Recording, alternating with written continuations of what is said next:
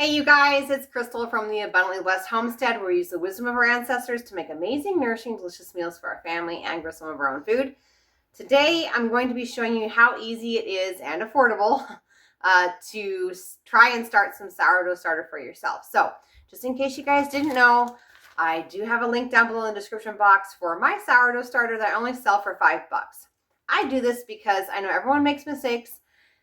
Everyone has oopsies when it comes to fermenting things, and sourdough is no different. So I had a big oopsie. It's been happening for a while. I was starting to notice that the top sides of my jar of sourdough starter was starting to develop mold. And so basically the whole thing had to be tossed. Luckily, I have my backup stuff here. And so I'm going to show you what it looks like for you to buy some of that starter for $5, which the link is down below. And then how easy it is to get it ready and going so you can get going on your sourdough journey.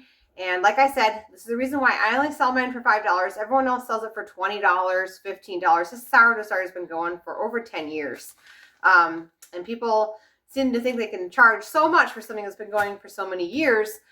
But I like to make mine affordable because I do know that people make mistakes, and I want this. I want to encourage all of you guys to get into sourdough and other fermenting things. And if it's expensive, people don't want to do it because it's not worth the risk. So let's get started. So what I send you is 1 tablespoon of my already dry starter, which I have right here on the counter. So yours will come in like a little package.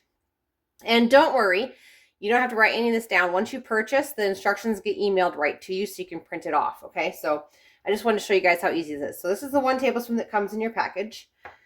And then I just have a jar, an empty jar. Wide mouth is best. And then I have 1/3 cup of water. So I'm going to pour the 1/3 cup of water, this is filtered water, into the cup. And then I'm just going to add the sourdough starter. So easy. And now I'm going to grab myself a spoon, and we're just going to stir it. And what we want to have happen is we want to have the sourdough starter start to rehydrate. The water starts to get cloudy. I'll show you guys that. Okay. And because it's kind of chunks that need to absorb some of the water, it's not going to completely dissolve. It's not a fine powder. So we're just looking for cloudy water, which, as I just showed you, we already have. So then the next and final ingredient is 1/3 cup of whole wheat flour. So I'm going to add that. Give it a good stir. These are my milk kefir grains. I have to start that too because that also ended in tragedy this last week. It's just because I've gotten so busy, and so things are just dropping dead everywhere. Luckily, all the children are still alive, and so am I. So that's a good thing. Okay, so this is kind of a watery consistency, so we're going to let it sit for about 5 minutes and see if the consistency gets any thicker, because we do want it a little thicker than this. Okay, so it has thickened up a small amount, but we're looking for like a super thick pancake batter consistency. So I'm going to add another tablespoon, it's going to be heaping one, of flour. And I'm thinking that's going to get us right to where we need to be. We want it so that as the sourdough starter starts to develop bubbles, it actually kind of rises. So that's getting really, really close. We want it to still be able to glide down, but we want it to be super thick. So I'm just going to add maybe a little pinch here, more. Probably about a teaspoon. I'm going to give it a stir, and then this is going to be ready to go. I'll do a little slide test again. Here we go. Ready? Much better. That's a consistency y'all are looking for. Make sure I got it in the camera angle there. Nice and thick. Okay, so this is going to sit in a warm spot for 8 hours, and then we're going to check it for bubbles. I'm going to put a lid on it here.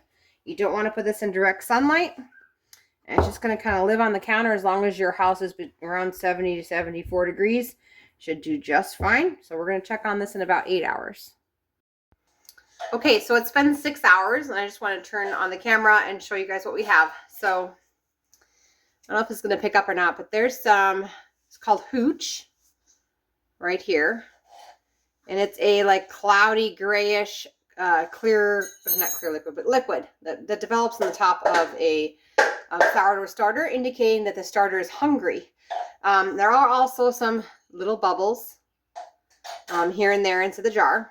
Nothing huge yet. So what we're going to do is we're going to go ahead and discard half of this, which means just removing half, and we're going to feed this sourdough starter again. Okay, so I'm going to go ahead and remove the lid. And like I said, I'm going to remove about half of this. I'm going to just put it in the compost bucket behind you. Now, you could make like one single pancake, but I don't want to start a child war. So one pancake's not going to do around here. So what I discarded about half. I'm going to go ahead and feed it a third of the cup of more flour. And then we're going to add just a little bit of water. This is filtered water. Hoping I didn't add too much. Anyway, we're looking for that thick pancake batter consistency again. I probably should have put the water in just a little bit slower. I'm going to have to add just a little bit more water there. Or not water, I'm sorry, I'm going to have to add a little bit more flour. Woo! It's been a long day, guys. A little bit more flour. We want it to be nice and thick, like the last batch. And then this is just going to sit at room temperature for another 8 hours. And I fully expect this thing to be huge at that point. However, if there's more hooch on the top, I'll just discard half of it and feed it again. The hooch means that the sourdough starter is alive and well and eating and is hungry. So that's a good sign. Once this becomes all bubbly and is starting to rise to double in size, then you're ready to start baking with it. And that's all there is to it. Isn't that simple? Just going to put the lid on and leave it at room temperature, like I said, for about another 8 hours. All right, and that's how easy it is to reactivate the sourdough starter and get your starter going so you can get to cooking on your sourdough journey. If you need sourdough starter, the link is down below. It's only $5 to give it a try. I hope you guys liked this video. If you did, please give it a thumbs up, and I'll see you guys in the next one.